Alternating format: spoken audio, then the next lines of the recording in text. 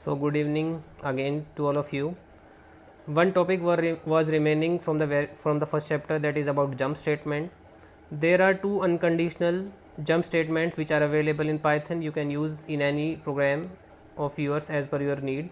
One is break statement, one is continue statement. So very first we are going to use break statement.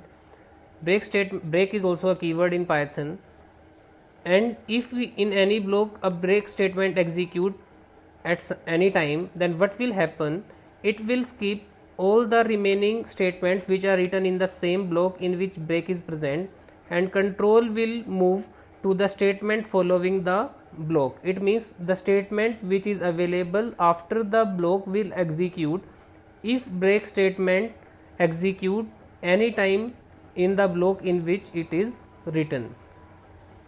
We are using for loop, we are using while loop, and in both of these we are using concept of break. Now we will discuss this topic with help of some example.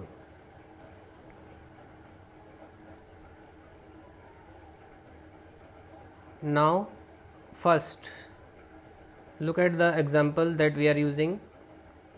N is equal to, we are allowing the user to enter the value at the time of execution, and in our code we are providing the value as 4. It means n will have value 4.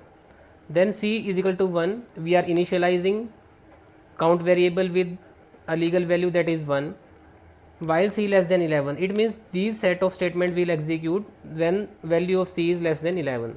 Very first time c is equal to 1 is less than 11, body will execute c is equal to 5. Our condition is not true because value of c is 1.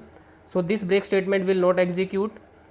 It will print this statement 4 into 1 is equal to 4.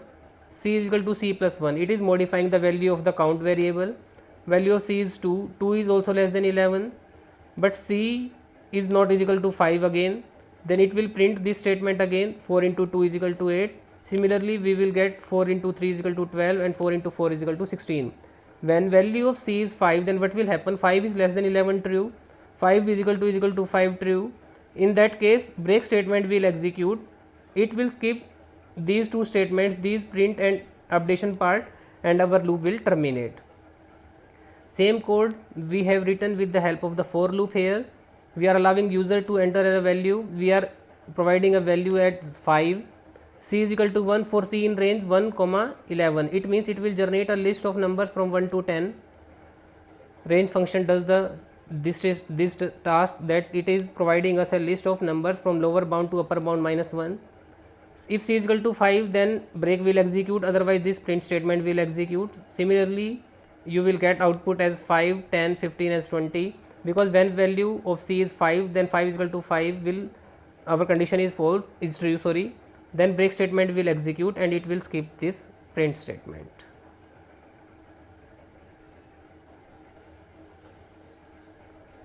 Now our next jumping statement is continue statement. Continue statement basically does the opposite task of the break statement, that whenever a continue statement will appear in your block, then it will not execute the statement following that, it will start the iteration again. It means the body part will execute again after updating the value. We can use it in a for loop or we can use it in a while loop. In any of the condition you can use continue statement as we were using break statement. Now we will discuss the concept of continue with the help of example.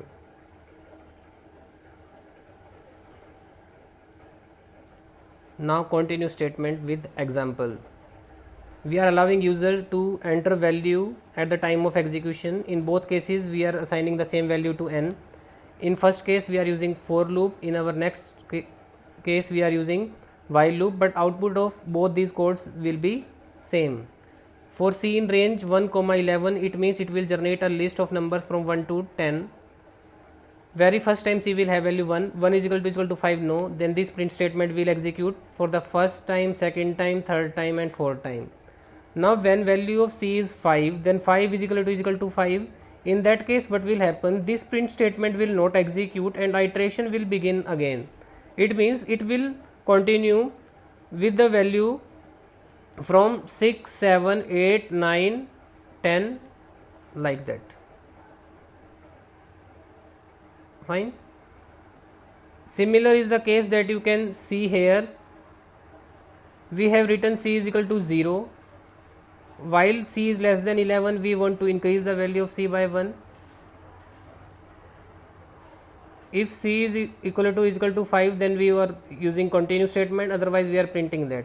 So this code also produces the same result as described here. It will not print the different output, you will get the same output in both the cases.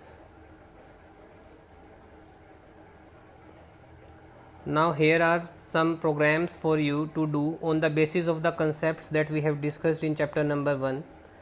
And if you have gone through the contents from the book and you have watched all the lectures at least once, then you can easily do all these questions. And if in any question you have any doubt, or you have any doubt in any of the program that is given here, then you can ask me for that also. And one more concept is here, that is known as loop else.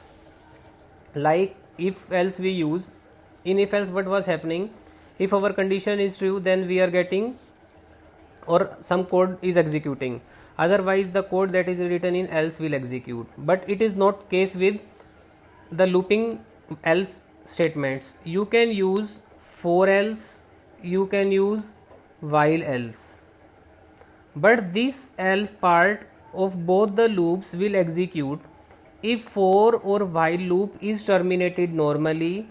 It means if these loops execute due to any break statement, then this else part is not going to execute. Otherwise the code or the statements which are written in else part will execute if your loop is terminated normally. So by this your chapter number 1 is complete.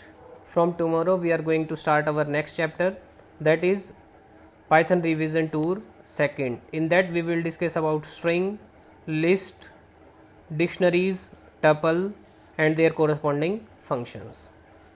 Thank you for watching.